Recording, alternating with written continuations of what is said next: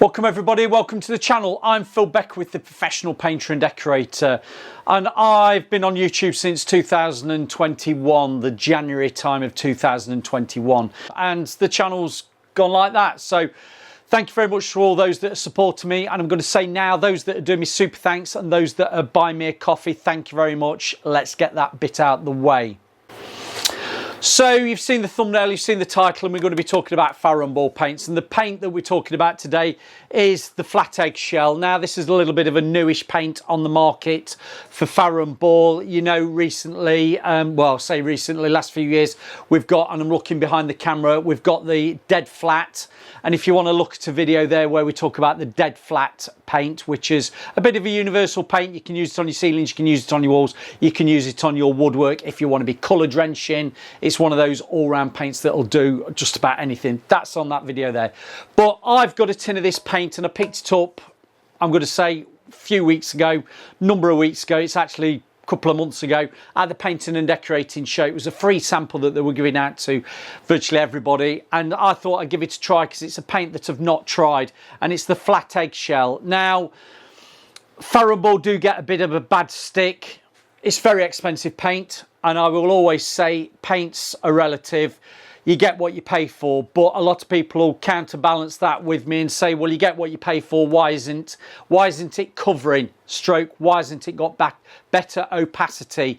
And you know what, sometimes I can't argue with that, because I did my own kitchen there, and please watch that playlist of me painting my kitchen with Farrow Ball paints, and I did the full process. I cleaned down, I properly undercoated, and I used 2 top coats, and you know what, opacity was shocking, and I needed to give it another coat. And we weren't talking about light colours, we were talking about dark colours. So I do get where people are coming from, and hopefully people at Farrow Ball are probably watching this video and want to take it on board that as professional painters and decorators, we do want opacity, and we don't want to be doing 3, 4, 5 coats of paint to get that body, that opacity, to get the coverage that we're requiring. Now I'm going to say straight away, yes, this is a tin of paint that's been free. See, it's only been a free tin sample paint. It's not a sponsored video. We're not, money's not changing hands. I've got no secret envelope being passed to me at the back or anything like that. I will give my honest opinion on what I think this paint's like. Going over Delilah. Now, Doris the door's been sidelined now. You won't really see anything of Doris. She's now been retired. But we've got Delilah, and I'm going to do this video slightly different. Now, I'm always one for saying, if you are using Farrow Ball paints, like with a lot of other paints, always use the correct primer stroke undercoat before you go on with your top coats. And if we're talking about water-based paints, normally you'll find that across the board, a lot of the manufacturers are 1-stroke primer undercoat if you're going over a previously painted surface that you've prepared. If you've got any bare areas that need spot prime those first. But generally it's a primer stroke undercoat as a first coat, and then you go with 2 top coats of your chosen paint. Now, Farrow Ball's no exception. They do recommend that you actually use their light tones, particularly with this colour that I've got is the Schoolhouse White. If you've got light colours, you go for the light tones. If you've got mid colour, you go for the mid tones. If you've got dark colours, you go for dark tones. And they also do a red if you are using red top coats as well. But I will say to you, if you are using Farrow Ball, follow the process, trust the process, primer stroke undercoat, and then 2 top coats, and job should be a good one. But I know people don't do that. There's a lot of people, there's a lot of decorators that might turn up at a job that the customers supplied the Farrow Ball paint, and do you know what? They've supplied the eggshell, they've supplied the gloss, they've supplied the flat, dead flat, but they've not supplied any undercoat. And because time is of the essence with decorators, they skip the process. So I'm going to do like some of you are doing, whether you're a DIYer with this semi-pro painter or whether you're a professional painter. I've got a door that's been previously painted, and I'll give a shout out to Hanford and Green. This is Delilah that was painted in Hanford and Green using the correct process of primer stroke undercoat and then top coats. But I'm going to be doing the Farrow Ball over that without using the undercoat. Oh, shock horror. Oh, Rebel Phil.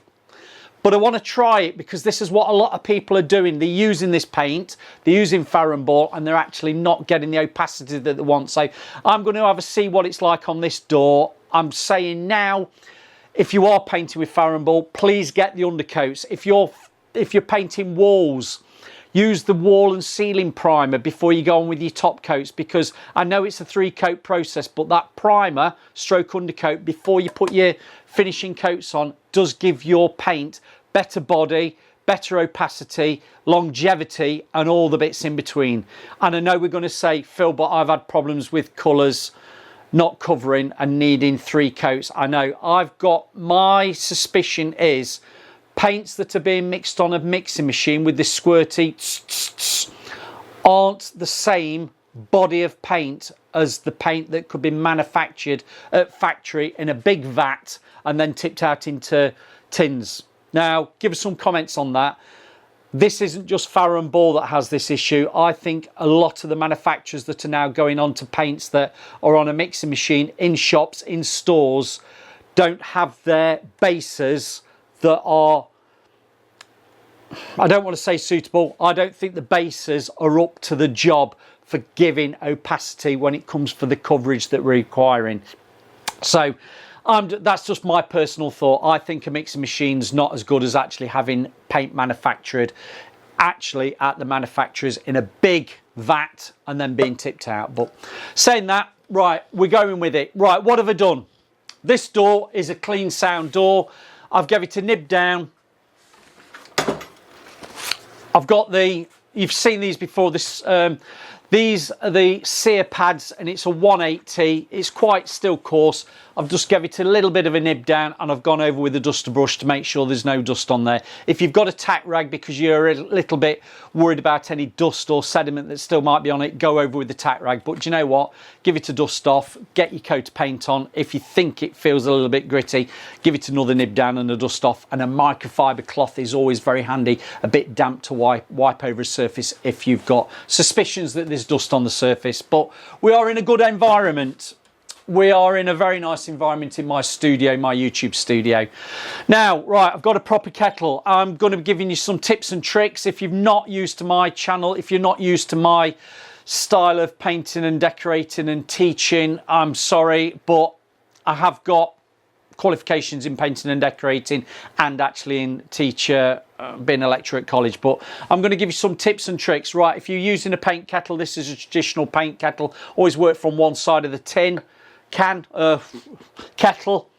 Work from that side, then you can put your brush on the top. You're not getting any paint on that edge there. And my brushes, as you can see here, this is a Maverick, this is an X series brush, aren't going to get covered in paint. I have no brushes, whether it's on the van out there or actually in here, that are covered and loused up with paint because I keep clean. But what I'm going to be doing, I'm going to be coating that door up, and the drying time is, it'll probably be touch dry in about an hour, recoat time 2 to 4 hours. Likewise, if you're using the primer undercoat, it does suggest that you've got roughly about a 4-hour recoat time before you go over your actual primer with the top coat. But I'm going to go with the top coat. I'm going to get it coated up. I won't show you how to paint a door. If you want to know how to paint a door correctly, have a look in that corner there. Do your mouldings, do your panels, work your way around, and then bring your rails down. You bring that mullion rail, munting rail down, and then you'll bring the top rail, bring your mid rail down, also the munting rail down below. You'll get the idea. But that's what you do. You paint a door properly. It's all to do with keeping a wet edge going. And there's going to be people shouting at me saying, Phil, yeah, but if you use the roller, you know what? If you can master the skills of painting with a brush, doing a roller will be even easier for you. But start as you mean to go on with learning the basics of painting a door with a brush. So that's what I'm going to do. I'm going to get that door painted, but I want to give you the information about this paint to start with. And just so, because people do flick through, I've just got my data sheet. Always have a look at manufacturers' technical data sheets. Now, this is the product advice sheet. This is the flat eggshell. I'm going to say to you, you can get it in 750ml, you can get it in 2.5s, and you can get it in 5 litre tins. Where can you use it? This is geared up for your woodwork. This is an interior paint, but it is one of these paints that you can actually use on a floor. It is hard wearing enough to actually use on the floor. And I will just tell you what the overview is. Flat Eggshell is a low sheen, super tough finish for interior wood, metal and concrete. Now, depending on the substrate you're going over, just check to make sure that you've got the correct primer stroke undercoat before you start going over with your top coat, because if you're going over metal you might want a bit of metal primer, and Farrow Ball do the primer for going over metal. Yeah, just check it out first. Farrow Ball don't do grip coat primers, so if there is an instance that you do need to be using a grip coat primer, please use a decent grip coat primer first. I don't want to mention any manufacturers, but there are companies out there that do specialist grip coat primers. Use that as your grip coat primer if you've got a suspect surface. Then you can start with the stroke primer undercoat as you go with your Farrow Ball system. Going back to this, this is scrubbable, stain resistant and scuff resistant. It's even tough enough for floors, which I've just said. It's got a 20% sheen level, so even though you think it might be quite low down on the eggshell finish, it is a 20% sheen level. It's subtly highlight, it subtly highlights skirting, boards, stairs, kitchen cabinets for a classic look, so you can actually use it on. I'll get my words out in a minute. It's quick drying, quick curing, and impressively long lasting. So I think I've got that out in the end. So I'm going to get that painted. I'm going to come back after a good number of hours, get another coat on, and we will assess it for what the actual finish is like. And I will give you my thoughts on what it was actually like to apply, and also what the opacity stroke coverage like of that paint when it's dry. But I'm going to say to you, it is better to use the dedicated primer stroke undercoat that Farrow Ball do for the colour that you're requiring as you finish. So if you're using a dark colour, use a dark tones, mid tones if you need, and a light tones if you're using a lighter colour. Now this is quite a light off white colour, which would be a light tones and white primer stroke undercoat. So let me crack on, and I will see you in a good number of hours when we've got a final coat on it. Catch you later, everybody.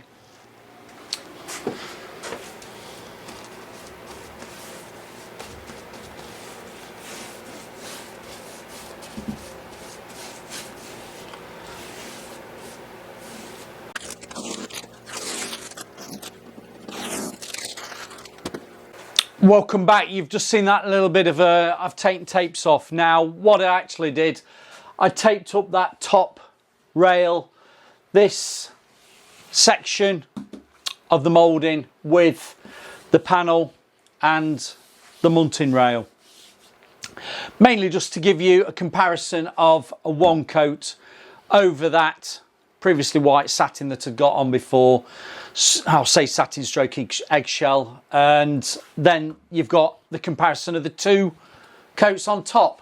Now I'm going to bring you in. Do you know what? I'm going to bring you in. Okay, I've brought you in. Now this is one of these things, you've got to take my word for it. This panel here, and I'm just drop you down, is very, I'm going to say, grinny, a little bit patchy. It's how we'd say in the trade, a little bit of a coloured glaze. So you can see the white coming through. Now, when we go across to where we've got two coats, I'm hoping this shows up all right on the screen. I'm looking really closely, and if I'm very, very, very critical, I can see a little bit of grinniness, particularly up at the top, coming across there. So if I can get you on the camera to show that. If you can see that, we've got one coat there and we've got two coats there, but I'm still looking at, I don't want to say scratchiness, but it is what we would call grinny. Now that is the base layer coat showing through that first coat, second coat. Now this is where I'm going to come back to you and say, if I was doing this on a job, I would have used the correct tone, which would be a light and white tone primer undercoat of the Farrow Ball to give that first coat to help with aid with adhesion. It helps give a sound solid base for working over the top, and it would actually, hopefully, have gone for 2. What I would say is, if you are using that white and light tones primer undercoat, is that much different to what I actually went over, being a light white colour? Quite possibly very similar. I think where you would notice a difference is because where I was actually painting over a surface that was already an eggshell, already a bit of a satin finish, I think your primer stroke undercoat in Farrow Ball, being a flatter finish to work over, would help you with the application, helping with the opacity and obviously the flow out and the spread of the Farrow Ball. That flat eggshell. Now the flat eggshell is a 20% sheen level, which is really nice, and finish wise it is really a pleasant finish to go for. Now I've always preferred the modern eggshell. That's more of the 40% satiny finish. I quite like that with a little bit more sheen. Now when people complain about Farrow Ball, they probably don't like the flat finish of the estate emulsion, which is very dry, a bit of a chalky finish. The modern emulsion is a little bit better, having a, is that 7% sheen level on the modern emulsion? I think it is. But even the estate eggshell is still a dry finish, whereas this is an eggshell, this is the flat eggshell. This is coming in, show you the tin again, this is coming in at a 20% sheen level, so it's probably slightly more than what the estate eggshell would be. So I'm actually preferring that with a little bit of life to it. Now what I would probably say to you is, I know I've not gone with that first coat of an oil, the correct primer stroke undercoat, and this is where I am seeing slight, I'll say patchiness, but the grinning element. Thankfully my brushwork's not too bad, so it's not looking too bad at all. But do you know what, he needs a third coat, because the third coat would get rid of that patchiness there. I'm looking over this side as well, and I'm coming down onto the mouldings. You might find as a DIYer or an amateur painter, you get grinniness around these moulding panels on a panel door. Now this is a wood grain finish door, which is a little bit more forgiving than a flush door, but again I'm looking closely now, I'm bringing that across.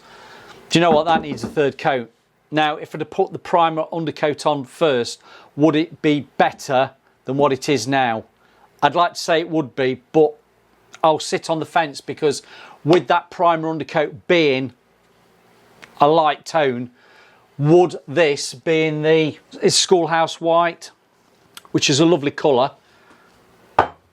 would it have enough guts in the paint to actually build up and get opacity and that coverage that we're wanting, and it's not grinning and showing through? Questionable. I'm not sure. Brush, the paint washed out nicely. We sniffed the bristle.